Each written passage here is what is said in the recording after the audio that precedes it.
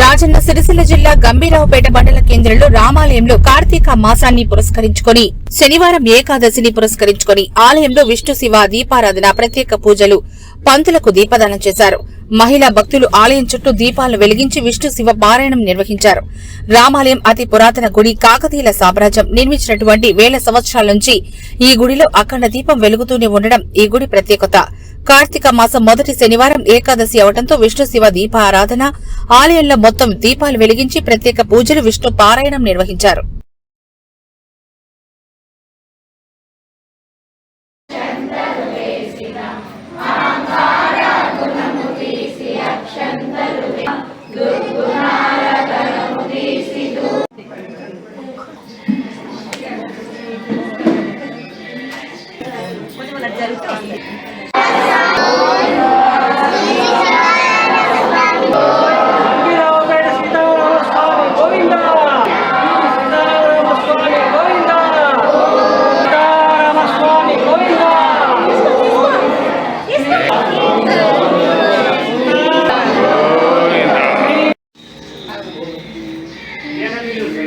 రోజు శనివారము ఏకాదశి, ఈశ్వరునికి విష్ణువుకి ప్రీతికరమైనటువంటి రోజు.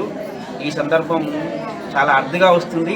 అటువంటి ఈ రోజున భక్తులందరూ తమ భక్తి శ్రద్ధలతోటి దీపాలు వెలిగించి వారికి కోరిన కోరికలు తీరాలని భగవంతుని ప్రార్థిస్తూ ఈ కార్యక్రమాన్ని నిర్వహించుకోవడం జరిగింది.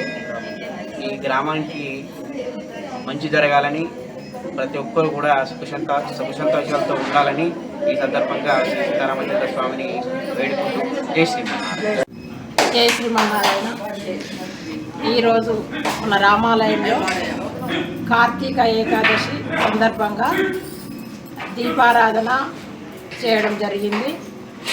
ఇక్కడ మహిళలందరూ వాళ్ళ పద్ధతుల ప్రకారం పిండి దీపాలు మరియు అన్ని రకాల దీపాలు దీపదానం చేస్తున్నారు. పంతులు గారికి సాహిత్యదానం చేసుకుని వాళ్ళు చేస్తున్నారు. చాలా విశిష్టమైన